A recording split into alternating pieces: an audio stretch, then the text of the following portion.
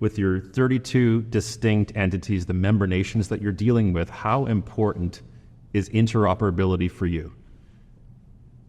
It's hugely important. It cannot possibly be overestimated. So interoperability is one of the fundamental cornerstones that what NATO is about, because you're basically putting your resources together as the 32 allies, and you pool your resources for the greater good, so that if there is an attack on the alliance, you fight that commonly together. And so with that is a deterrence and defense function, because the very fact that you have the military in place, even if you were never needing it, right? The very fact that it is there is a deterrence to an adversary. But what's at the heart of all of this is the fact that the systems need to be used together, because the function of togetherness is interoperability. So if you've got a particular weapon system and you've got ammunition and it does not fit from country A into a weapon, let's say, of country B, then that is a very, very basic interoperability problem that will prevent the alliance from having the strength that it needs. And so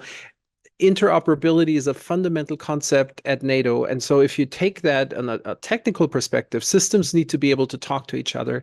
And that's, I think, where everybody else can relate to that, because even outside of NATO, because you've got systems, they're in different organizations, and they need to be able to talk to each other.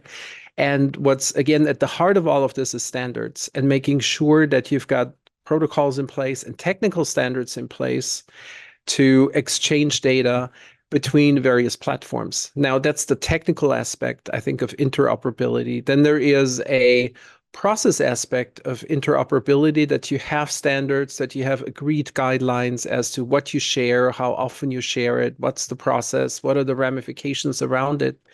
And then on top of it, the third dimension, I would say, is a people aspect.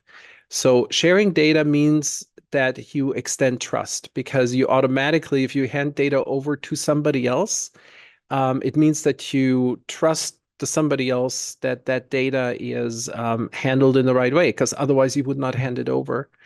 And that people aspect of interoperability is also very, very important. The trust aspect, knowing that your data is in good hands as it reaches another point.